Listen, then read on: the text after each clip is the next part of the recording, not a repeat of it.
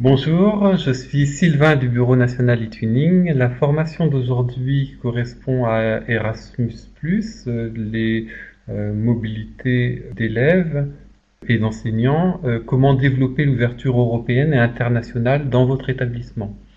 Les intervenants aujourd'hui seront Susanna Major de l'agence Erasmus+, et Nicolas Houpert, qui est lauréat du concours national e-twinning dans la catégorie Erasmus+.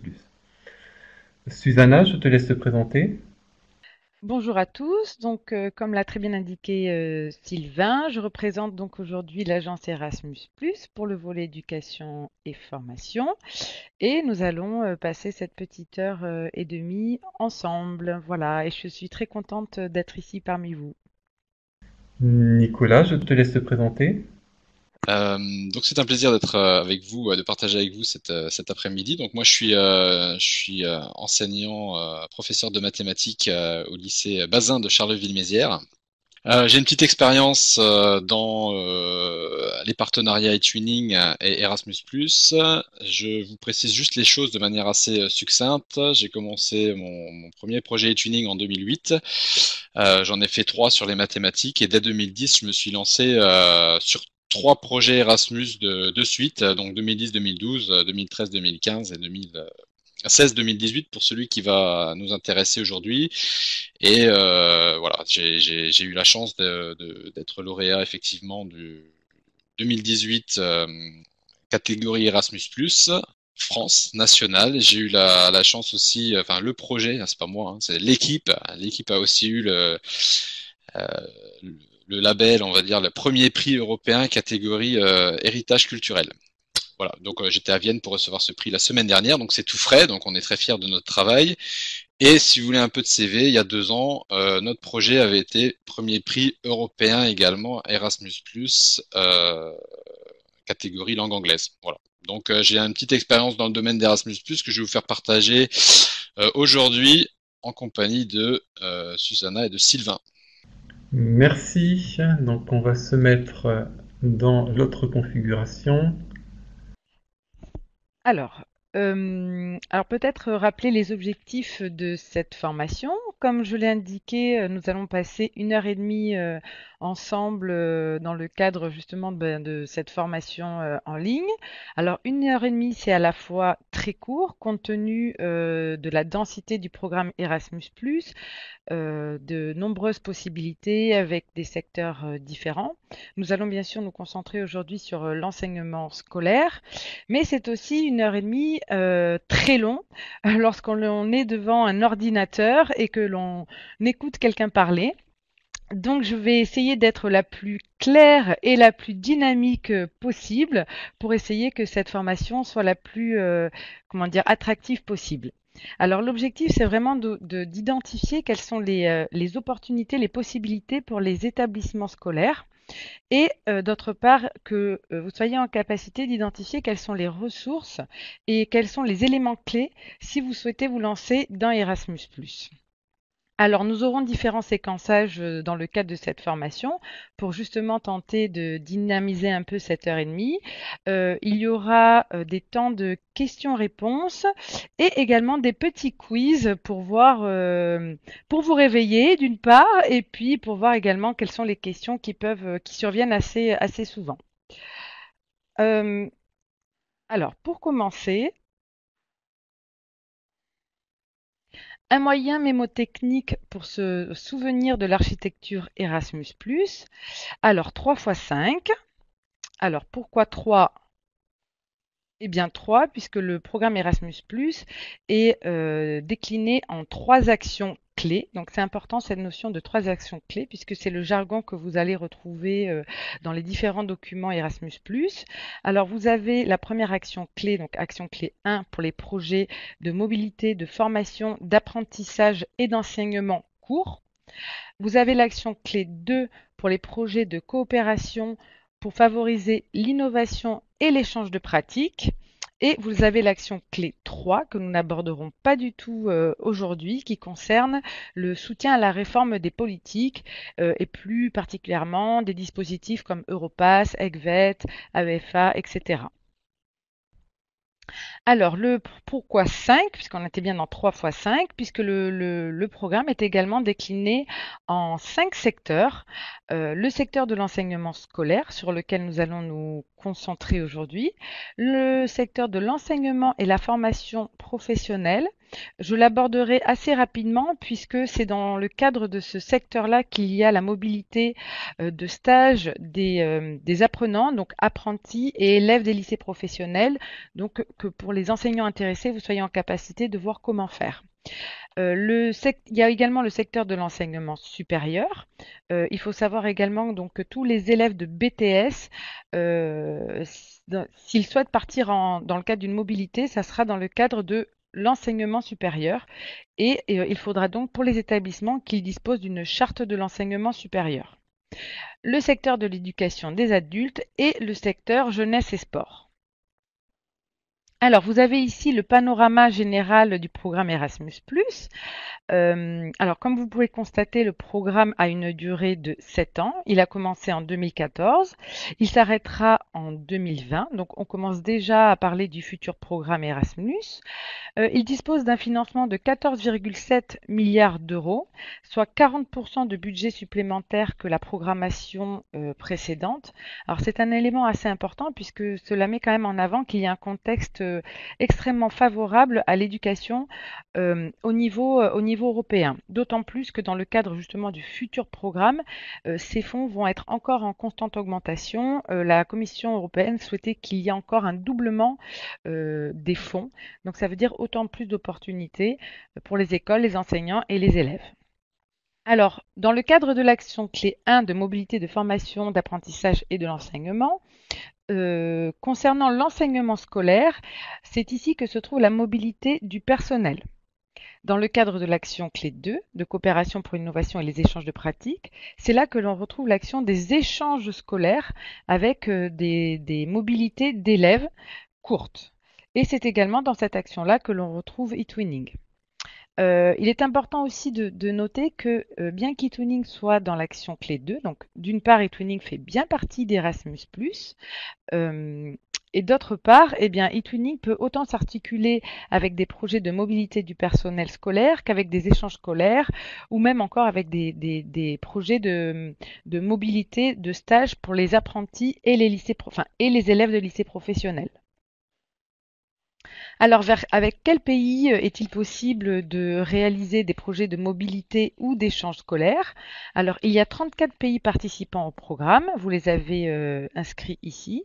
Donc, les 28 États membres de l'UE, 3 États membres de l'Association européenne de libre-échange, qui sont l'Islande, la Norvège et le Liechtenstein, et 3 pays candidats, la Macédoine, la Turquie et la Serbie, qui est un nouveau pays du programme Erasmus+.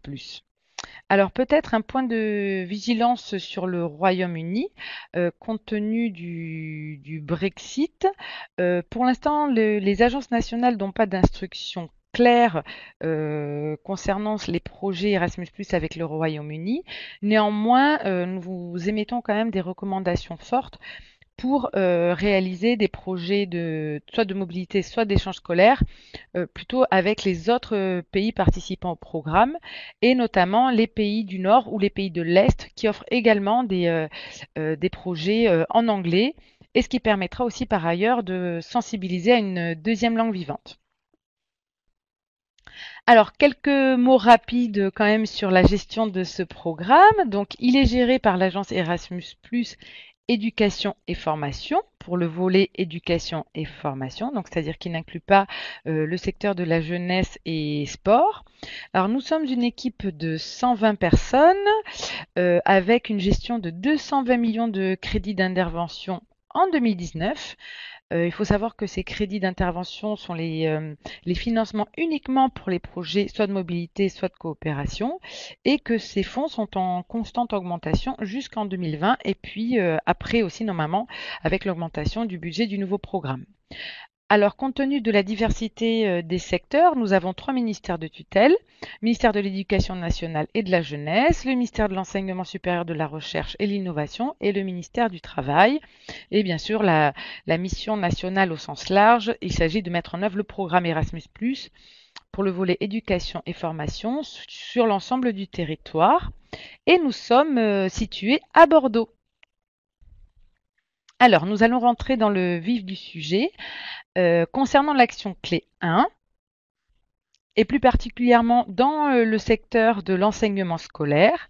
Donc je reprécise que seuls les personnels peuvent partir dans le cadre des projets de mobilité de l'enseignement scolaire. L'ensemble des personnels des établissements scolaires ou de l'éducation nationale dans le cadre des projets portés par des rectorats et des GIP académiques. Alors, quel type de mobilité est-il possible de faire? Soit des stages d'observation en Europe, soit des formations courtes, que l'on appelle aussi des cours structurés, et également des missions d'enseignement courtes. Alors, qu'est-ce que l'on entend par mobilité courte? Ce sont des mobilités qui vont de 2 jours minimum à 60 jours maximum. Alors peut-être un petit point de vigilance, ces 2 jours minimum et ces 60 jours maximum ne comptent pas les jours de voyage et ne comptent pas non plus les visites culturelles. Et ces projets ont une durée de vie de 1 à 2 années, ce qui veut dire que l'ensemble des mobilités d'un projet doivent être réalisées soit durant 1 an, si le projet a une durée de 1 an, jusqu'à 2 ans. Et e-tooling peut être, on le verra un peu plus tard, utilisé pour l'ensemble du projet. Et la date limite pour candidater cette année est le 5 février 2019. Alors, comment faire pour identifier des stages d'observation, des cours structurés ou encore des missions d'enseignement courtes? Il y a une plateforme qui a été européenne, qui a été mise en place par la Commission européenne, qui s'appelle le School Education Gateway. Vous avez ici une capture d'écran de cette plateforme et il y a un volet dédié, vous le voyez ici entouré en rouge, Opportunités Erasmus+, qui met en avant soit des formations, soit des stages, soit voilà, des établissements souhaitant recevoir des enseignants en mission d'enseignement courte. Alors, il est possible de faire une sélection en fonction de la thématique, du pays et de la langue de travail. Alors, je répète quand même qu'en fait, dans le cadre des formations qui sont proposées, il faudra faire attention quand même. Certains organismes de formation proposent un programme de cours avec des visites culturelles. Si vous avez demandé, s'il a été demandé 3 jours de mobilité de cours structurés, alors il faudra réaliser 3 jours de cours structurés à temps plein. Les visites culturelles n'intégreront pas ces 3 jours-là. Donc soyez bien vigilants en fonction des programmes qui sont proposés par les organismes de formation. Le School Education Gateway offre également des offres de formation en ligne pour le développement professionnel des enseignants. Ce sont des formations qui sont très souvent, qui sont de qualité puisqu'elles sont organisées par des experts identifiés par la Commission européenne sur des thématiques diverses comme les classes interculturelles. Et là, en ce moment, vous voyez, vous avez une formation du même type que celle que nous avons aujourd'hui, sur les opportunités du programme Erasmus+, mais c'est une formation un peu plus approfondie. Alors, comment faire si l'on souhaite participer à un projet de mobilité du personnel de l'enseignement scolaire? Vous avez 2 options. Soit, alors, nous sommes bien dans des projets d'établissement. Donc, soit votre établissement est partenaire d'un projet académique, c'est-à-dire que c'est le rectorat avec le GIP académique de votre académie qui va faire le portage financier, administratif et également qualitatif de ce projet Erasmus+. Nous, ce que l'on vous conseille, c'est de vous rapprocher dès à présent de votre DAREIC pour voir si il a l'intention de déposer un projet académique et pour voir également quelle est la thématique de ce projet. Ce sont souvent des thématiques qui sont en adéquation également avec les projets d'établissement. Alors, l'autre solution pour pouvoir bénéficier d'un projet de mobilité du personnel, c'est que ce soit votre établissement qui soit le coordinateur du projet. Alors à ce moment-là, c'est l'établissement qui va devoir gérer la préparation du projet, c'est-à-dire l'analyse des besoins, En quoi le projet Erasmus+ va-t-il participer à la stratégie de votre établissement? Identifier les stages d'observation ou les cours structurés ou encore des missions d'enseignement dans un établissement européen. C'est également votre établissement qui va gérer la gestion administrative et financière, renseigner la candidature, signer le contrat, renseigner le rapport final. Il va devoir gérer également le budget. Alors, il faut savoir que le budget se décline par forfait. Donc, il y a un montant global, mais qui a été calculé selon des frais d'organisation, des frais de voyage, des frais de séjour. Si ce sont des cours, la participation à des cours structurés, vous avez une participation au financement de ces cours. Et dans des cas spécifiques, des besoins spécifiques pour les personnes en situation de handicap et des coûts exceptionnels, notamment pour les frais de voyage des DOM-TOM. C'est également votre établissement qui va devoir gérer l'aspect qualitatif des mobilités. Alors ça, c'est un point important, notamment la sélection des personnels. Il faudra veiller à indiquer dans la candidature comment les personnels partant en mobilité ont été sélectionnés, la préparation linguistique et interculturelle, le suivi de la réalisation des mobilités, la valorisation des acquis de la mobilité, c'est-à-dire comment les acquis lors des mobilités de stades d'observation, de cours structurés ou de missions d'enseignement vont pouvoir être mieux valorisés au sein de l'établissement au retour des mobilités et comment ils pourront être partagés également auprès d'autres enseignants et d'autres personnels. Alors, pour illustrer plus concrètement à quoi peut ressembler un projet de mobilité du personnel, donc c'est un exemple, comment dire, assez, où je ne rentre pas dans les détails, mais c'est un exemple réel. Donc ici, c'est un projet qui a été coordonné par un collège REP, qui a travaillé, donc la thématique c'était la découverte du système finlandais et de ses spécificités dans le traitement du décrochage.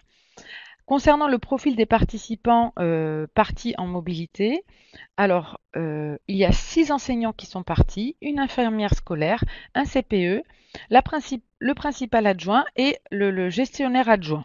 Donc ça fait un total de 10 mobilités, mais avec des profils assez variés. Donc on voit bien quand même qu'il y a un projet d'établissement. Alors concernant le type de mobilité réalisé, ces personnes-là sont parties 3 jours dans des cours structurés et 2 jours en stage d'observation dans 2 établissements finlandais, pour une durée totale de 5 jours hors voyage.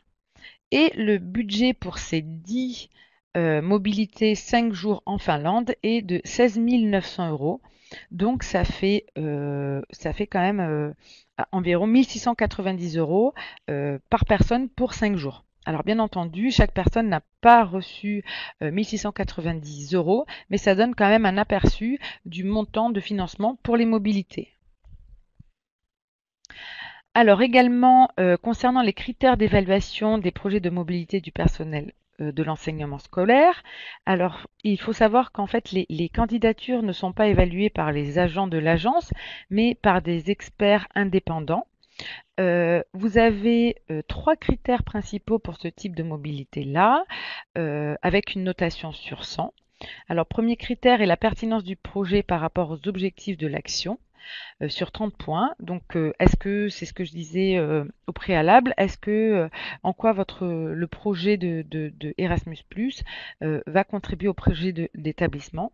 La qualité de la conception et de la mise en œuvre, notamment le calendrier, le rétro-planning de mise en œuvre du projet, l'organisation des mobilités, que ce soit la préparation linguistique, la préparation logistique, et également l'impact et la diffusion, c'est comment le projet va permettre d'ouvrir la dimension européenne d'un établissement.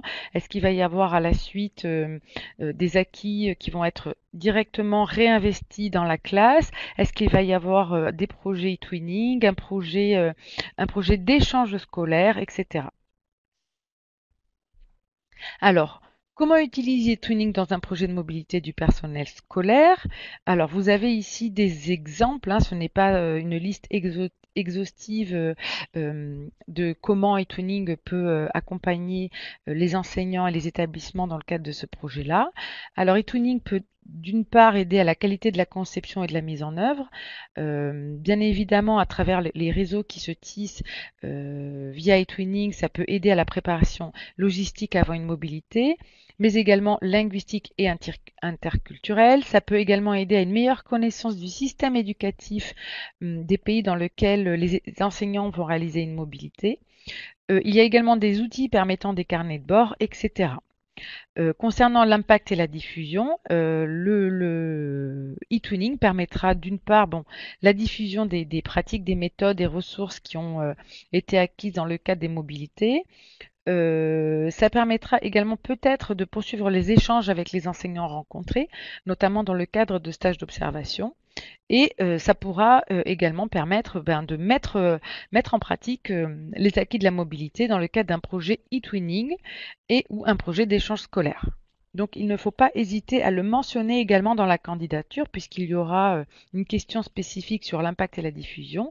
Peut-être que le fait de partir en mobilité permettra d'ouvrir la dimension européenne de votre établissement, notamment via un projet d'échange scolaire et un projet eTwinning. Alors, comment faire pour candidater? C'est la plateforme pour tous les candidats à des projets Erasmus+, quel que soit le secteur et quelle que soit l'action clé. C'est la plateforme Pénélope+. C'est ici que vous aurez l'ensemble des informations. Alors, il faut se rendre sur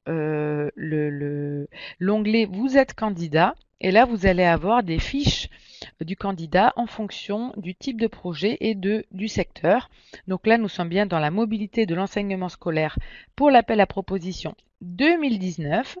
Et comme vous pouvez le constater, c'est entouré en bleu sur cette capture d'écran. Vous avez les candidatures en ligne qui se trouvent déjà sur la plateforme Pénélope+. Pardon. Concernant justement les établissements de l'enseignement agricole, là on serait peut-être plus dans l'enseignement et la formation professionnelle de l'action clé 1. Donc concernant les projets de mobilité de l'action clé 1 pour l'enseignement et la formation professionnelle, un même projet peut faire partir à la fois les apprenants et les personnels. Alors, qui peut partir? Donc, l'ensemble des apprenants du secteur de l'EFP, y compris les élèves des lycées professionnels et les apprentis, pour réaliser des stages professionnels en Europe, dans un organisme, une entreprise, en Europe, pour une durée soit de 2 semaines à 3 mois, soit de 3 semaines à 12 mois. C'est également dans le cadre de ce projet-là que les personnels de l'EFP pourront partir, donc également de ceux de l'enseignement et de l'enseignement agricole, pardon. Ils pourront aller faire des stages d'observation ou des missions d'enseignement courtes dans un organisme de formation, dans un établissement, voilà, de 2 jours à 2 mois pour des durées du projet de 1 année à 2 années. Alors la date limite c'est le 5 février 2019 et c'est vrai que je ne vais pas aborder cette question spécifique là, mais on est quand même dans une même logique de partenariat avec des objectifs sensiblement différents puisqu'on est plus dans des objectifs d'employabilité, mais c'est toujours sur Pénélope+ que l'on peut candidater, cette fois-ci sur la fiche candidat mobilité de l'enseignement et de la formation professionnelle. Vous avez également déjà la candidature en ligne pour voir en fait, vous pouvez d'ores et déjà commencer à préparer le projet. Et encore une fois, je vous conseille de vous rapprocher de la DARIC. Il y a également des GIP qui ont des projets de l'enseignement et de la formation professionnelle avec des mobilités d'élèves et d'enseignants ou de formateurs, pardon. On passe au quiz, je pense, pour avancer. Oui, alors peut-être que pour le quiz, les participants peuvent éventuellement répondre sur le chat. On laissera un petit temps à chaque fois pour y réfléchir, mais assez rapide, hein. Alors, première question, dans le cadre de l'action clé 1, une visite culturelle est-elle éligible comme temps de formation sur les 2 jours minimum?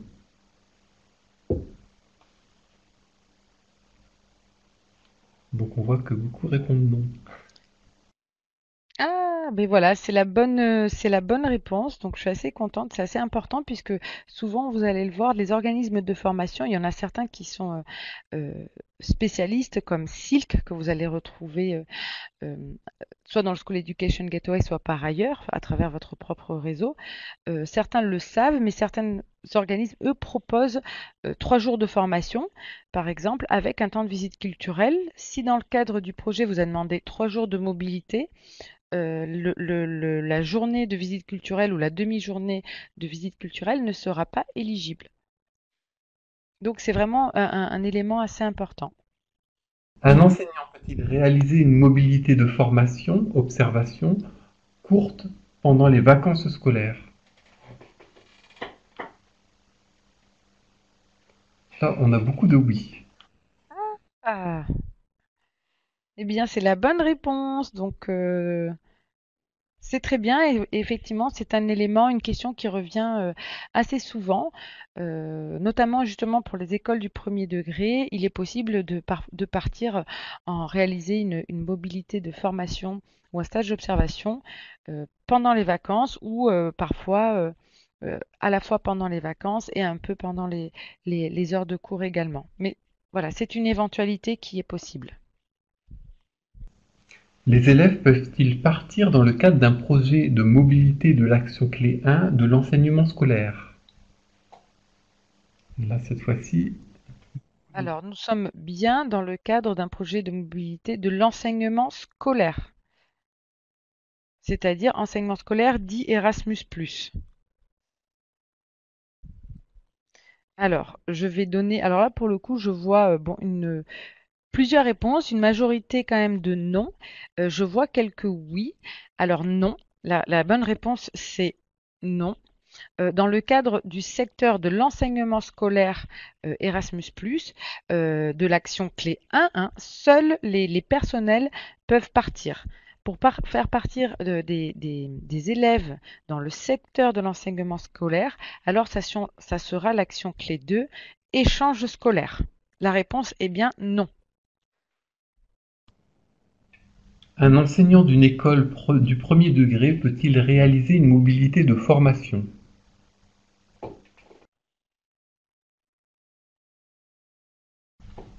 On voit que la réponse est oui. Oui, alors, la bonne réponse, je vois qu'il y a une majorité de oui, et effectivement, il est bien possible pour une école de déposer un projet de mobilité de formation du personnel. Donc, les enseignants des écoles du premier degré, de la maternelle au CM2, peuvent partir également euh, dans le cadre d'une mobilité de formation ou de stage. Un enseignant de CFA peut-il s'inscrire sur eTwinning? Alors ça, nous ne l'avons pas très bien abordé, et ça sera peut-être à toi, Sylvain, de répondre ou de compléter la réponse. Alors, je dévoile la réponse. Effectivement, oui. Oui, les enseignants de CFA peuvent s'inscrire sur eTwinning. En fait, sur eTwinning, on est vraiment de la maternelle jusque fin lycée, en fait. Mais les CFA peuvent aussi s'inscrire. Et les BTS également, qui sont en lycée, on autorise leur inscription. Les entreprises peuvent-elles s'inscrire sur eTwinning pour proposer des offres de stage? Alors donc les entreprises sur eTwinning ne peuvent pas s'inscrire, ce sont vraiment des personnels de l'enseignement, de l'éducation qui peuvent s'inscrire. Ça peut être effectivement agricole ou de l'enseignement général et technologique et professionnel, mais les entreprises ne peuvent pas s'inscrire sur eTwinning. Donc voilà, je crois que le quiz est terminé. Bravo, je pense que vous avez eu quand même répondu à 80%, à plus de 80% avec les bonnes réponses. Donc je pense qu'on va pouvoir passer à la section suivante.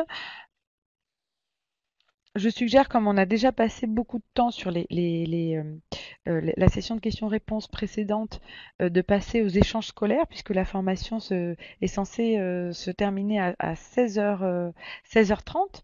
Euh, mais voilà, comme je vous l'ai indiqué, c'est assez dense pour tous les cas particuliers. À la fin de cette formation, vous aurez quand même, il y a un certain nombre de ressources qui sont mises à disposition sur Pénélope Plus en fonction des situations, que ce soit les établissements agricoles, que ce soit des lycées professionnels, des CFA, des MFR, des écoles du premier degré. Vous avez des guides qui ont été mis en place par mes collègues et qui peuvent vous guider pas à pas dans le montage de votre projet. Donc voilà, ne vous inquiétez pas si on n'a pas répondu à certaines questions techniques sur le programme. Et puis, il y a également les DAREI qui sont au plus près de vos établissements, qui sont là pour vous accompagner. Ils ont souvent également des équipes de chargés de mission et les ambassadeurs eTwinning également pour la plupart. Il y en a beaucoup qui portent des projets Erasmus+. Donc, il ne faut pas hésiter à les solliciter. Alors peut-être, voilà, concernant l'action clé 2, c'est là que nous allons retrouver les projets d'échange scolaire Erasmus+. C'était initialement les projets dans l'ancienne programmation, pardon, les projets Comenius, puis les projets de partenariat entre établissements scolaires uniquement. Alors qu'est-ce que c'est que que ce type de projet? En fait, ce sont des projets uniquement, effectivement, entre établissements scolaires européens qui vont travailler via des échanges virtuels et des échanges également physiques avec de la mobilité d'élèves et du personnel sur une thématique commune. Donc il y a quand même une diversité de thématiques qui peuvent être traitées comme la citoyenneté, la lutte contre le décrochage, le numérique, le développement durable, etc. Alors, vous avez ici un panorama des modalités de réalisation d'un projet d'échange scolaire. Alors, ce sont déjà des projets entre eux. Il faut qu'il y ait à minima 2 établissements scolaires de 2 pays participants minimum et un maximum de partenaires de 6 établissements scolaires européens, de la maternelle au lycée, privé ou technique. Alors, quel type d'activités de mobilité peuvent être réalisées dans le cadre des échanges scolaires? Si vous voulez réaliser des mobilités courtes des élèves avec le personnel de l'établissement, c'est bien dans cette action-là que vous allez pouvoir le réaliser. Et ce sont des mobilités de 3 jours à 2 mois. Il peut également y avoir des mobilités groupées du personnel pour des échanges de pratiques. Donc, ça sera encore une fois des mobilités dites courtes de 3 jours à 2 mois. Il peut y avoir dans certains cas des mobilités d'enseignement longues du personnel de 2 à 12 mois. En fait, c'est dans le cadre d'échanges scolaires puisque ce sont souvent des échanges d'enseignants entre deux établissements. Et des mobilités d'études longues d'élèves pour les élèves de plus de 14 ans. Et par mobilité d'études longues, ce sont des mobilités qui vont de 2 mois à 12 mois maximum. Donc la durée de ce projet est généralement de 1 année à 2 années, sauf pour les projets de mobilité d'études longues où le projet peut aller jusqu'à 3 ans. Alors pourquoi dans ce cas de figure-là, le projet peut aller jusqu'à 3 ans? Puisqu'en fait, les 2 premières années permettent peut-être de mieux identifier les partenaires, de mieux sensibiliser également les élèves à la culture du pays, etc. Et puis la 3e année, envoyer du coup certains élèves en mobilité d'études longues. Alors, ce sont en termes de budget, il peut y avoir jusqu'à 16 500 € par établissement par an. La date limite cette année pour déposer un projet de candidature est le 21 mars 2019.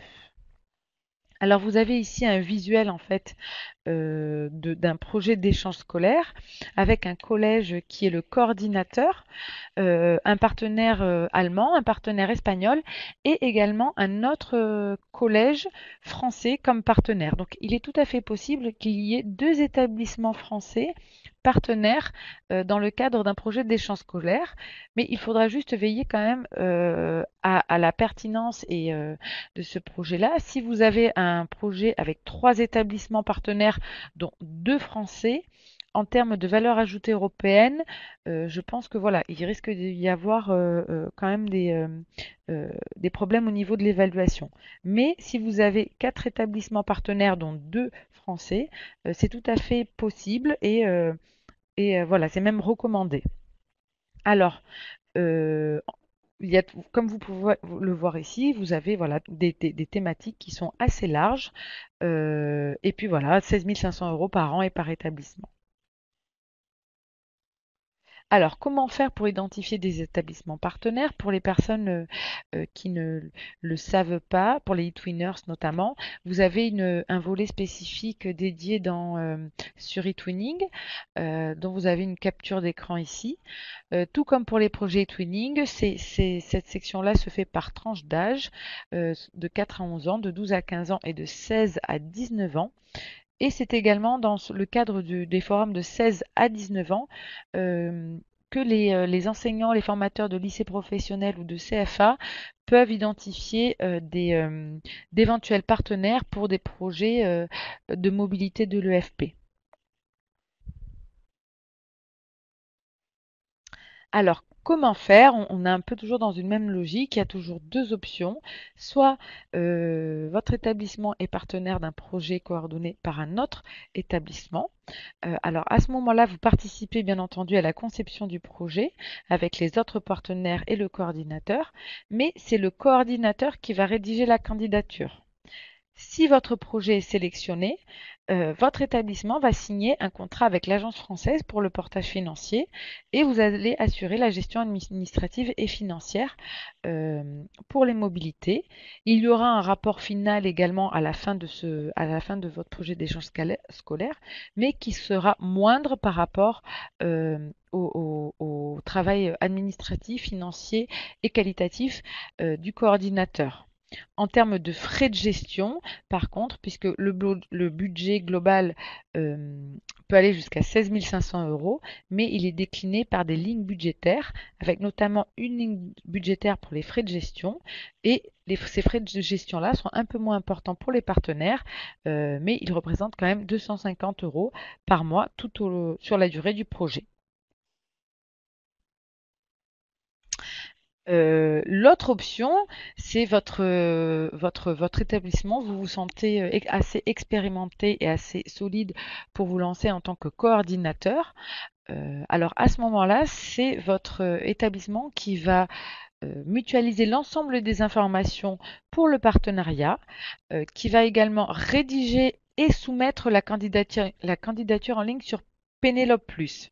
Alors, si jamais votre projet est sélectionné, c'est donc vous qui devrez informer l'ensemble de vos partenaires de la sélection de votre projet. De la même façon, comme je l'indiquais, c'est donc le coordinateur qui assure le suivi pour l'ensemble des partenaires, le suivi qualitatif, en plus du suivi administratif et financier. En contrepartie, le coordinateur reçoit des frais de gestion qui sont plus importants, de 500 € par mois sur toute la durée du projet. Le coordinateur, en fait, est un peu le chef d'orchestre des projets d'échange scolaire. Alors, il y a des priorités auxquelles doivent répondre les projets d'échange scolaire.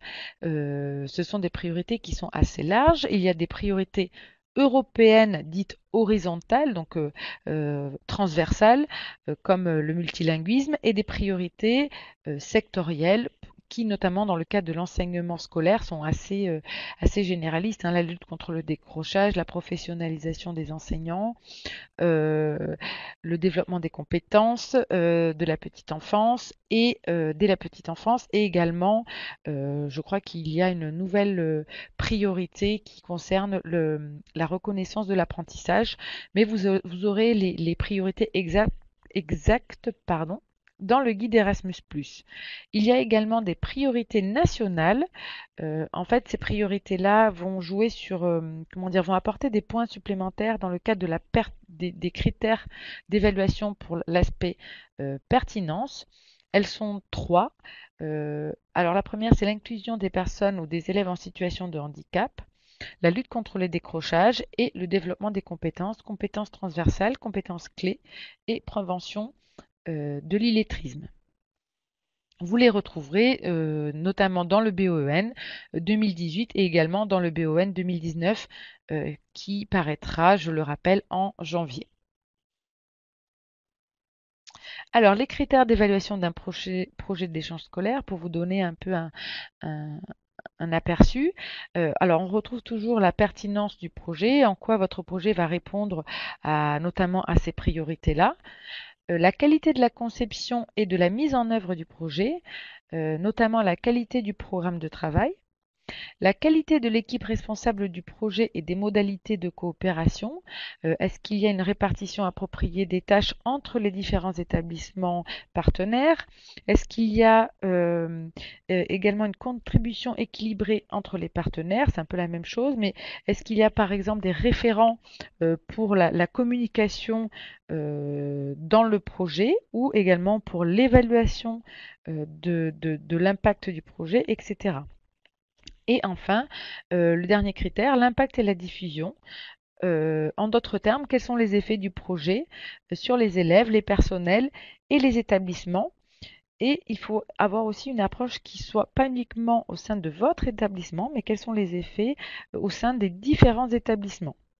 De la même façon, est-ce qu'il y a bien un plan de communication vers différents publics cibles à l'intérieur des établissements, mais également à l'extérieur des établissements, notamment ça peut être les DARIC, ça peut être également vers les parents d'élèves.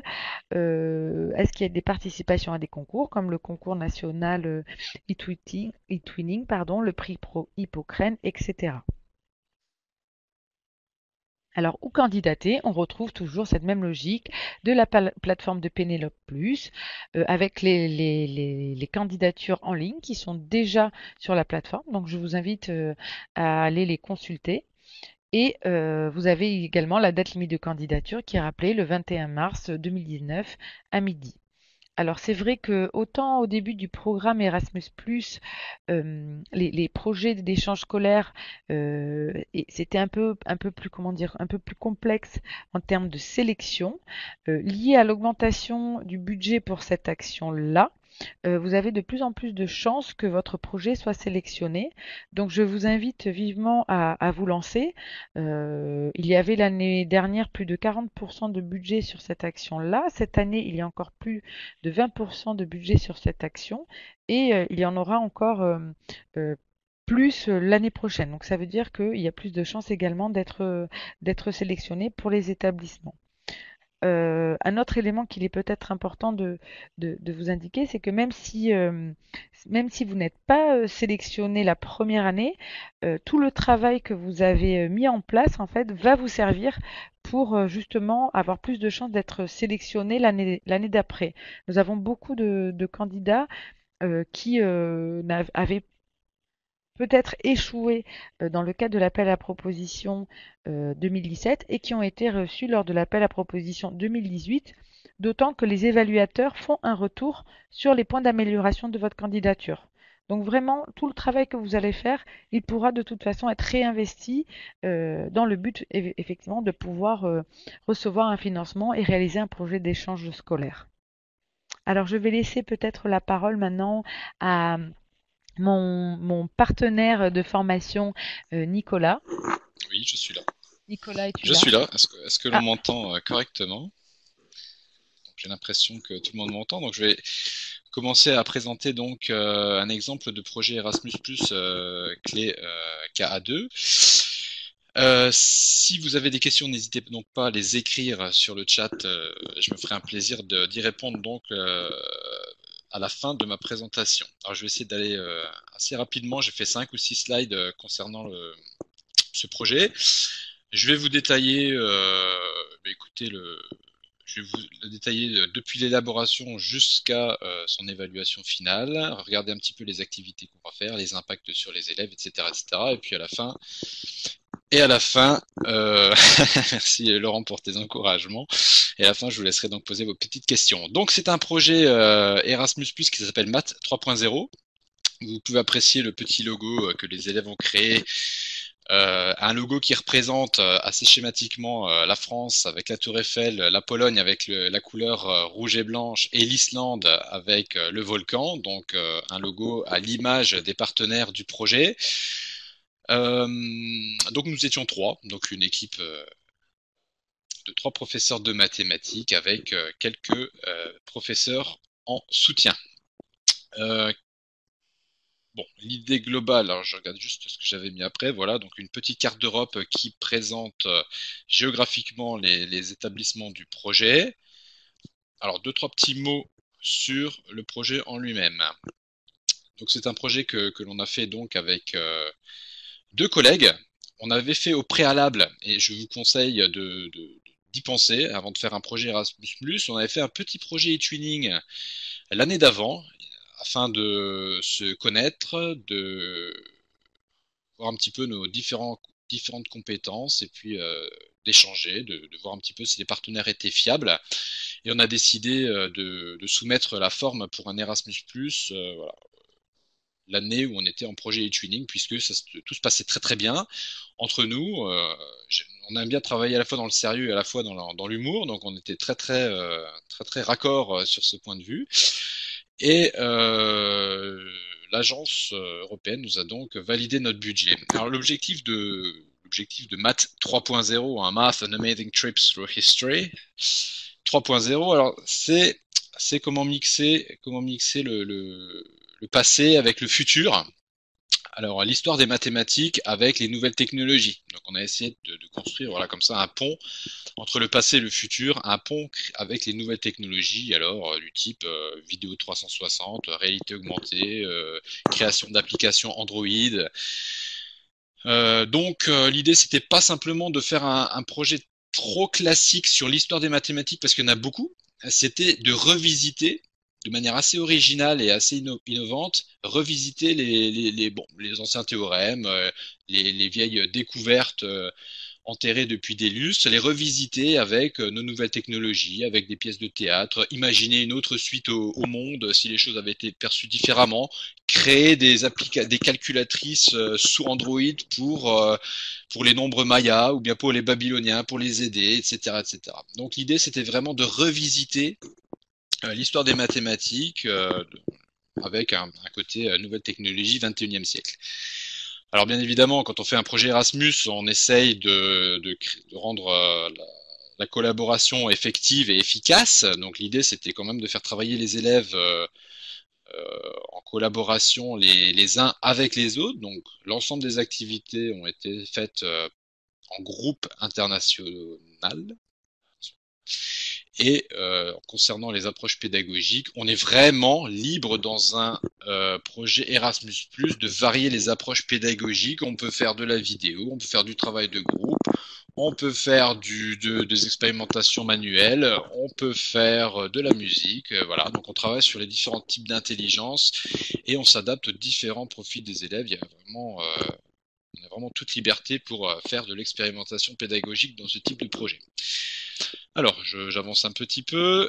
C'est quoi Soroban? Soroban, c'est je réponds tout de suite à Claire Morand, c'est un outil de comptage. C'est un boulier. Donc, un slide très, très dense.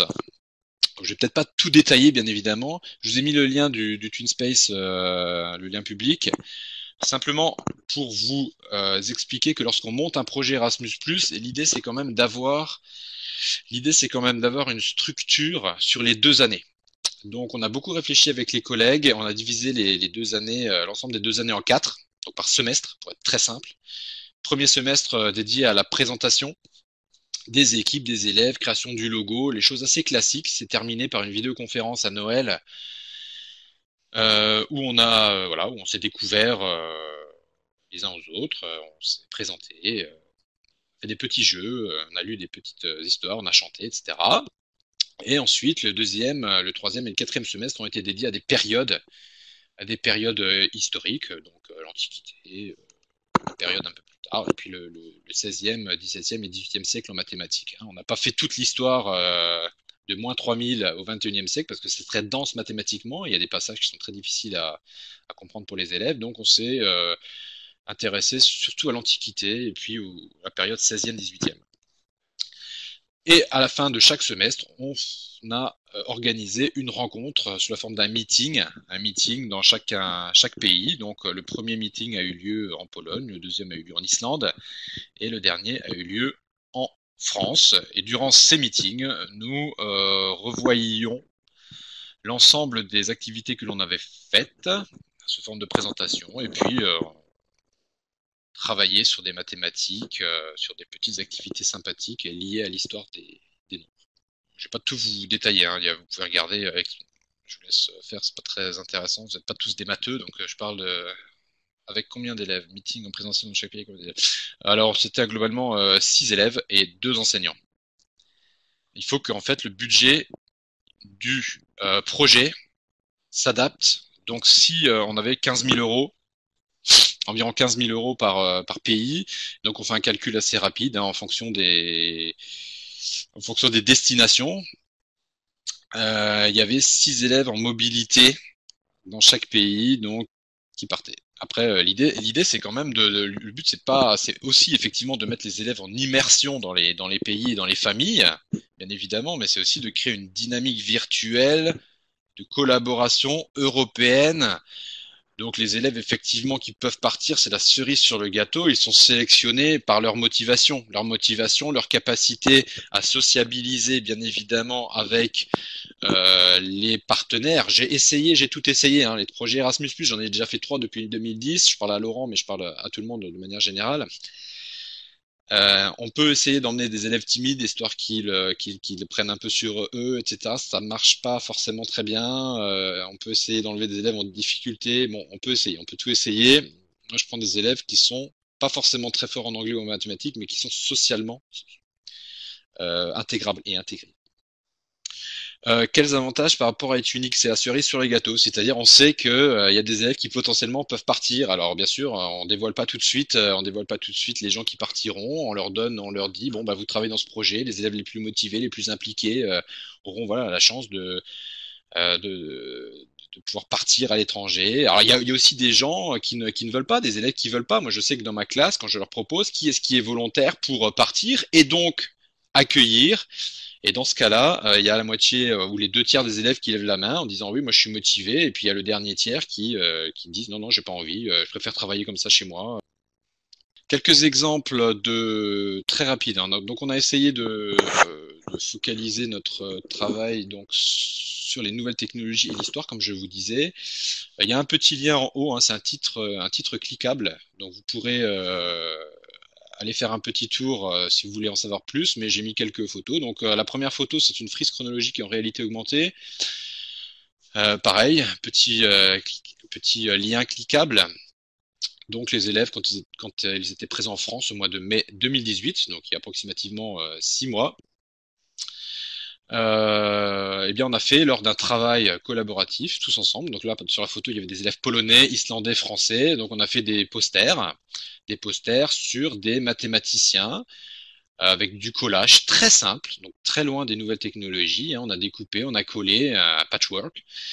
Et on a quand même voulu donner une dimension donc innovante et on a enregistré, les enfants ont enregistré des biographies un peu décalées, un peu sympathiques de Newton, en vidéo. Donc ils se sont filmés dans les couloirs du lycée en se jetant des pommes, en faisant une autre démonstration de la gravité que celle que la simple et tranquille situation de la pomme qui leur tombe d'un pommier sur la tête. Donc ils se sont bien amusés. Donc chacun a pris un mathématicien. Il y avait Turing, donc ils ont pris un ordinateur. Ils se sont amusés à papillonner dessus comme des cinglés. Enfin bon, bref, ils se sont amusés, revisité donc les biographies et on a collé en réalité augmentée, on a mis tout ça sur les tableaux, les posters, et donc avec le téléphone, avec une tablette, lorsqu'on scanne les posters, on voit en réalité augmentée ces petites vidéos d'élèves qui racontent la vie revisitée de ces différents mathématiciens. Combien de classes ont participé en France? On était 100 élèves à peu près, toutes mes classes, globalement. Alors, quand on dit qui participe, quels sont les élèves qui participent, on peut très bien faire participer des élèves à tout le projet. C'était le cas de ma section européenne maths, seconde, première, terminale.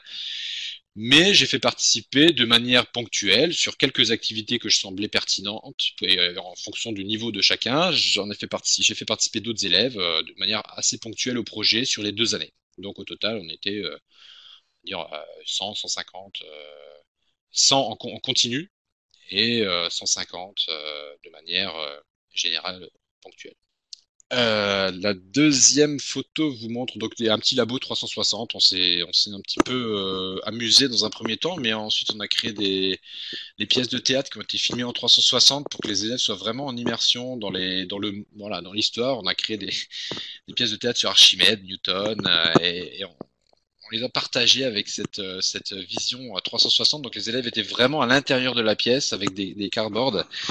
Et donc c'était voilà, une manière assez sympathique de pratiquer l'expression orale dans un premier temps en anglais et ensuite la compréhension orale dans un deuxième temps avec les lunettes sur les yeux.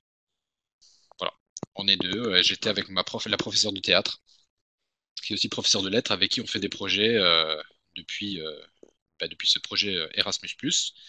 Et avant, sur les autres projets Erasmus+, on était les trois. Mais oui, je gère, on va dire, à 90% du projet. Ensuite, voilà, on a fait parmi les productions d'élèves, on a fait un recueil de leçons de mathématiques. Bon, à voir, hein, donc les élèves ont créé eux-mêmes leurs leçons sur l'histoire des mathématiques. Donc ils ont vu comment nous on faisait. On peut leur demander de restituer des leçons, comme nous, comme les professeurs, en anglais, à destination d'autres membres de la communauté éducative. Et on a fait effectivement des pièces de théâtre, je viens de vous en parler, sur la vie des mathématiciens. Donc vous pouvez découvrir tout ça si vous voulez sur la production d'élèves. Si vous avez d'autres questions, n'hésiterez pas à les poser tout à l'heure. En termes d'impact, bah écoutez, bon, c'est toujours difficile de trouver des choses négatives à dire, hein, bien évidemment. C'est en termes de perception de l'Europe, on est vraiment dans une nouvelle dimension avec des projets Erasmus+, hein, c'est-à-dire que l'élève se sent vraiment citoyen européen, il est au contact direct avec des élèves d'autres pays, voilà, sans frontières, par l'intermédiaire de vidéoconférences, ou par l'intermédiaire de travaux de groupe collaboratifs, ou bien par l'intermédiaire de séjours pédagogiques. Ensuite, on les fait travailler uniquement en groupe, donc beaucoup d'autonomie, beaucoup d'interactions en anglais. Lorsqu'on a organisé le meeting en France, ce sont eux qui ont organisé, ce sont eux qui ont présenté les activités. Donc il y a énormément de responsabilités qui sont à mettre dans ce type de projet pour les élèves. Il faut en profiter. Bon, concernant le lycée est toujours très content d'avoir un projet Erasmus+ dans son établissement. Voilà, les médias en parlent beaucoup, le maire, etc. Donc on a eu beaucoup d'invitations, beaucoup d'articles concernant tout ça, donc c'est super. Surtout super pour le proviseur. Euh, on a embrigadé des collègues, donc ma collègue de lettres et de théâtre qui a eu une première expérience Erasmus+, s'est donc lancée dans un e-twinning à cette rentrée, là, 2018-2019, sur un projet sur les femmes européennes. Donc elle a été motivée, elle s'inscrit au PAF à toutes les formations e-twinning, donc elle est en train voilà, elle a été atteinte par le virus. Donc ça permet aussi en termes d'impact, non seulement de toucher la communauté des élèves, mais également celle des professeurs, bien évidemment. Et puis après, on a eu quelques labels, voilà, de qualité nationale, européen, premier prix Erasmus+, bon, je ne vais pas détailler. Alors, je pense Alors, on peut continuer alors, pour... je vois qu'il est 16h35, donc c'est vrai que la formation devait se terminer là. Alors je vais peut-être aller assez rapidement puisque de toute façon le PowerPoint va vous être envoyé et surtout sur le PowerPoint vous aurez les liens vers les sections qui peuvent vous intéresser. Je ne sais pas ce que tu en penses, Sylvain, mais Oui, oui, donc on peut terminer en fait ouais. assez Peut-être rapidement faire et le petit quiz euh, où il y a certaines questions qui viennent de façon Oui, assez un quiz, un récurrente. quiz, un quiz, un quiz. Allez, un petit quiz, ça va réveiller. Alors, Sylvain, je te laisse lire les questions. alors je suis en école maternelle. Est-ce que je peux participer à un projet d'échange scolaire? Donc on a plusieurs oui. Alors j'ai mis la réponse. Je te laisse commencer. Donc, effectivement, la réponse est oui. Il est bien possible de participer à un projet d'échange scolaire. C'est le CCE ou la mairie ou des collectivités qui vont assurer le portage administratif et financier. Donc, il y a, dans la majorité des cas, il n'y a pas de, enfin, c'est très rare dans les écoles maternelles qu'il y ait des élèves qui partent en mobilité, mais il y a néanmoins des enseignants qui vont faire de l'échange de pratiques sur des thématiques et qui vont faire travailler les élèves dans la classe, notamment grâce à eTwinning, puisqu'en fait, eTwinning s'intègre parfaitement dans un projet d'échange scolaire. Il n'y a pas les échanges scolaires Erasmus+ d'un côté, eTwinning de l'autre. Il y a un projet pédagogique innovant de classe et l'on se saisit des opportunités d'Erasmus+, que ce soit des outils, des instruments, des plateformes, donc que ce soit eTwinning, des projets de mobilité de formation du personnel, des projets d'échange scolaire pour mettre en place ces projets de classe. Donc vraiment, c'est vraiment la logique qu'on voulait vous faire aussi comprendre dans le cadre de cette formation-là. Alors peut-être la question suivante. Alors je veux faire partir plus d'élèves avec mon projet d'échange scolaire que ce qui est prévu à la candidature. Est-ce possible? Alors oui. Ah mince, j'ai répondu. Pardon. Ah, les premières réponses étaient non. Bon, peut-être que tout le monde n'a pas écouté, donc pour une fois, c'est bien. Alors, je vais te laisser commenter rapidement. Alors, oui, il est bien possible, voilà, je l'ai indiqué, il est bien possible de faire partir plus d'élèves que le budget global prévu dans la candidature pour les mobilités. En fait, vous avez deux lignes budgétaires essentielles, celles qui sont les frais de gestion, qui correspondent donc à 500 euros par mois tout le long du projet pour le coordinateur, à 250 euros par mois pour tout le long du projet par le partenaire. Ces frais-là, en fait, vous pouvez très bien les utiliser pour envoyer plus d'élèves en mobilité. Donc, il faut le savoir, vous aurez peut-être vous avez indiqué 30 mobilités, vous aurez un financement pour ces 30 mobilités-là, mais après, ce sont des forfaits. Donc, si vous recevez 5 000 euros pour ces mobilités-là, si par exemple vos élèves partent et qui vont dormir dans des familles, vous allez faire des économies, donc ça vous permettra de réaliser plus de mobilité. Ça, c'est déjà un premier point. Et en plus, grâce à ces frais de gestion, vous pourrez également envoyer plus d'élèves de mobilité. Et puis après, voilà, vous pouvez très bien utiliser d'autres financements, comme il y a beaucoup d'établissements qui font des kermesses pour récolter des fonds, pour pouvoir également faire partir plus d'élèves. Donc voilà, il n'y a pas que Erasmus+. Erasmus+ est un levier, c'est un levier euh, assez important de financement, mais vous pouvez récolter d'autres fonds par ailleurs. Ah, là, il y avait déjà la réponse. C'est Voilà, ça s'affiche en même temps. Les parents d'élèves sont-ils éligibles aux mobilités du projet d'échange scolaire? Donc la réponse est déjà indiquée. Voilà, donc les parents d'élèves peuvent partir, peuvent accompagner les élèves, mais ils ne sont pas éligibles dans le cadre des financements mobilité du projet d'échange scolaire. Donc je veux faire partir des élèves de BTS dans mon projet d'échange scolaire. Est-ce que c'est possible?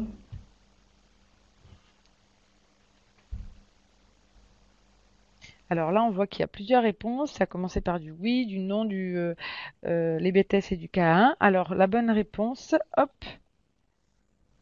nous sommes bien, effectivement, ce n'est pas possible, puisque les BTS, au tout début de la présentation, on voit qu'en fait, ça dépend du secteur de l'enseignement supérieur.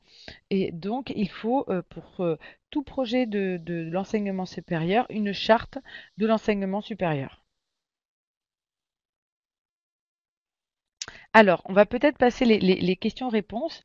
Juste, vous pouvez voir ici, en fait, quand vous arrivez sur la plateforme Pénélope Plus, c'est donc la plateforme principale pour les éventuels porteurs de projets et les porteurs de projets en cours, où l'ensemble des informations est mutualisé. Vous voyez ici, lorsque vous êtes candidat, sur quelle page vous allez apparaître. Donc, organiser la mobilité, donc ce sont plutôt des projets de l'action clé 1. Vous avez l'ensemble des secteurs. Dans accréditation, c'est là aussi que vous allez avoir les informations pour obtenir la charte de l'enseignement supérieur. Donc ça, c'est intéressant, notamment pour les classes de BTS. Et puis vous avez donc l'action des échanges scolaires Erasmus+ 2019 pour faire des échanges de classes ou d'élèves de classe entre classes européennes. Alors, il y a un élément assez important, je ne vais pas m'étendre là-dessus, mais pour tout financement Erasmus+, il y a ce que l'on appelle un code PIC, c'est le code des organismes. Alors, vous avez ici les liens en fait pour pouvoir obtenir ce code PIC. Alors, dans un premier temps, il faut créer un compte sur EU Login, pardon. Donc, c'est une plateforme européenne sur laquelle vous allez vous inscrire. Et à partir de cette plateforme européenne-là, vous allez pouvoir accéder au portail URF PDM pour obtenir un code PIC. Alors, vous avez des guides très pratico-pratiques qui vont vous dire quelles sont les informations dont vous allez avoir besoin pour obtenir ce code PIC. Nicolas a peut-être fait la démarche, donc il a peut-être quelque chose à nous dire là-dessus ou Oui, c'est très. Pour avoir un code PIC, il n'y a pas forcément de problème particulier. On suit le lien, on se laisse guider et on obtient un code PIC. Voilà, terminé. C'est un code donc, avec beaucoup de lettres, beaucoup de chiffres, et puis très très utile et absolument indispensable. Donc moi, il est sous mon frigo. Il faut absolument le garder bien au frais parce qu'on en a besoin tout le long des projets. C'est un code donc qui permet d'identifier l'établissement au sein de l'Europe, tout simplement, je pense. Et en fait, ce code PIP-là, vous allez le garder tout le long de la programmation Erasmus+. Donc là, on est bientôt à la fin, mais en 2019 et en 2020. Et lorsque vous intégrez le code PIC dans les candidatures, quel que soit le formulaire, vous avez un ensemble d'informations concernant votre établissement qui vont être déjà pré-remplies, ce qui évite un petit peu de travail administratif en moins. Alors, très rapidement, suite à cela, en termes de ressources, parce que je vois qu'il y a beaucoup de personnes qui nous quittent, mais ça c'est assez important. Donc il y a bien sûr le guide officiel Erasmus+ 2019 qui est très dense, tout comme le programme, mais vous avez l'ensemble des informations pour l'ensemble des secteurs et des actions clés. Et après, l'agence a mis en place en fait un ensemble de guides et de documentation dédiés aux établissements scolaires. Alors vous avez un guide qui est à l'intention des inspecteurs de l'éducation nationale, donc n'hésitez pas également à le télécharger et à le remettre à votre inspecteur. Il y a un guide en fait pour justement renseigner et vous accompagner pour traiter les questions de diffusion et d'impact dans les projets scolaires Erasmus+, que ce soit des projets de mobilité, de formation du personnel ou que ce soit des projets d'échange scolaire. Donc, il est très pratico-pratique avec des exemples d'outils, la méthode à utiliser. Donc voilà, je vous invite vivement à le télécharger, d'autant qu'en fait, c'est souvent une question qui fait un peu défaut dans les évaluations des candidatures. Et enfin, vous avez un guide qui a été fait justement avec eTwinning, qui a le même titre que cette formation, mais qui est beaucoup plus complet, avec d'autres exemples que celui de Nicolas de projet, des exemples pour le premier degré. Donc je vous invite également, si vous débutez, à le télécharger. Alors, on parlait tout à l'heure de la plateforme avec des exemples de projets Erasmus+. Donc, vous avez ici le lien vers la plateforme, enfin, le lien vers la plateforme européenne. Et vous pouvez faire une sélection en fonction du type de projet, par thématique, par année, etc. Alors, un élément très important, ce sont les contacts académiques, c'est-à-dire les personnes qui sont au plus près de vos établissements. Donc, il y a et bien évidemment les ambassadeurs eTwinning. On en a, je pense, beaucoup aujourd'hui dans le cadre de cette formation-là. Mais certains mènent des projets Erasmus+. Nicolas, vous êtes aussi, Oui, je crois, ambassadeur. Donc, oui, tout à fait. vous risquez d'avoir pas mal de travail à la suite de cette formation-là en plus. Donc, il y a également les correspondants académiques qui peuvent accompagner à l'utilisation d'eTwinning, et puis bien sûr les DAREIC, qui sont vraiment des contacts précieux, tant pour le montage de vos projets, enfin des projets de vos établissements, que aussi en tant que porteur de projets académiques dans le cadre de la formation des personnels. Donc, n'hésitez pas à les solliciter. Alors, on arrive quand même bientôt à terme de cette formation-là. Juste un petit rappel, bon, les dates de candidature, ce sont le 5 février 2019 pour la mobilité de formation du personnel scolaire à midi. Donc, c'est vraiment important de savoir parce que si vous soumettez la candidature l'après-midi, elle sera inéligible. Et de même pour la date de dépôt pour les échanges scolaires, c'est donc le 21 mars 2019, également à midi. Donc voilà, en tout cas, je vous remercie beaucoup pour votre attention et j'ai été ravie de faire cette formation. Et puis n'hésitez pas à revenir vers nous si vous avez des questions spécifiques.